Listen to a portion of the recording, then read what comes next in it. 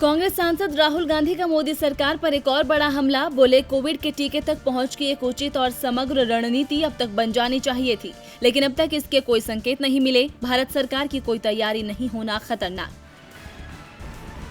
बिहार विधानसभा चुनाव को लेकर एक्टिव मोड में आई पार्टियां एक साथ चुनाव लड़ेंगे। आरजेडी और वाम दल। कांग्रेस ने प्रत्याशी चुनने के लिए बनाई कमेटी। उत्तर प्रदेश राज्यसभा उपचुनाव के लिए जफर इस्लाम भाजपा के उम्मीदवार। जफर ने एसपी में ऑपरेशन कमल को दिया था अंजाम। जफर ने 7 साल पहले ही ज्वाइन की थी बीजेपी। उत्तर प्रदेश में फिर बढ़ सकते हैं बिजली के दाम। बिजली दरों के स्लैब में बदलाव होने से शहरी उपभोक्ताओं की जेब पर पड़ेगा बोझ। इससे बिजली के बिल में 3 से 4% की हो सकती है बढ़ोतरी।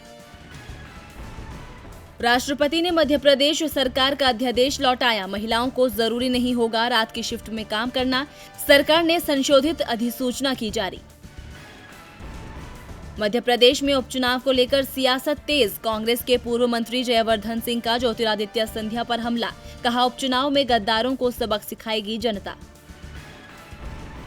हरियाणा विधानसभा में कैग की रिपोर्ट पेश। वित्तीय प्रबंधन पर उठाए सवाल। सरकारी विभागों में जालसाजी कर 75 बार निकाली राशि। आरोपियों पर नहीं हुआ एक्शन। महाराष्ट्र में महाअघाड़ी में कलह। एनसीपी के आगे घुटने टेकने का आरोप लगाकर शिवसेना के एमपी संजय जाधव ने दिया इस्तीफा। संजय का आरोप कि एनसीपी लगातार शिवसेना के कार्यकर्ताओं को कर रही है किनारे। बिहार में 600 करोड़ रुपए के राइस मिल घोटाला में ईडी ने शुरू की कार्रवाई। आरोपी अधिकारियों के बारे में जानकारी जुटा रहा ईडी। जीएसटी परिषद की बैठक शुरू। बैठक में वित्त राज्य मंत्री अनुराग ठाकुर, राज्यों और केंद्र शासित प्रदेशों के वित्त मंत्री और केंद्र सरकार समेत कई वरिष्ठ अधिकारी भी मौजूद। बैठक के बाद वित्त मंत्री निर्मला सीतारमण करेंगी प्रेस कॉन्फ्रेंस। सेवानिवृत्त कर्मचारी की गरिमा कायम रखने के लिए पेंशन जरूरी। सुप्रीम कोर्ट का बड़ा फैसला। कहा, यह इच्छा के आधार पर दी गई कोई राशि नहीं, बल्कि सामाजिक कल्याण का है कदम। भारत चीन विवाद को लेकर विदेश मंत्री जयशंकर का बड़ा बयान। बोले, 1962 के बाद से लद्दाख में स्थिति बेहद गंभीर। पिछले 45 सालों में सीमा पर पहली बार हमारे सैनिक हुए शहीद। चीन को हद में रहने का इशारा। नेपाल में सीधे राष्ट्रपति या नेताओं से नहीं मिल सकेंगे अब विदेशी डिप्लोमेट्स। चीन की एम्बेसडर की हरकत से देश में थी नाराजगी।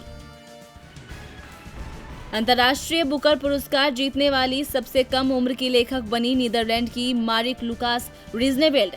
मारिके की खिताब द डिस्कम्फर्ट ऑफ इवनिंग के लिए दिया गया पुरस्कार। ये ग्रामीण नीदरलैंड के एक कट्टर ईसाई समुदाय के एक किसान परिवार की है कहानी। वित्त वर्ष 2021 में 9% तक घट सकती है देश की जीडीपी। मैकेंजी ग्लोबल इंस्टीट्यूट की एक रिपोर्ट में हुआ खुलासा। महामारी के चलते बैड लोन में होगी 14% तक की बढ़ोतरी। ब्याज दरों में आगे और कटौती की संभावना। आरबीआई गवर्नर शक्तिकांत दास ने दिए संकेत। कहा, चाहे दर में कटौती हो या फिर अन्य नीतिगत कदम, हमारे तरकश के तीर अभी नहीं हुए हैं खत्म। कल से खेला जाएगा पाकिस्तान इंग्लैंड T20 सीरीज। 15 महीने बाद दोनों टीमों के बीच T20 मुकाबला। पाकिस्तान के पास इंग्लैंड में 4 साल बाद सीरीज जीतने का मौका।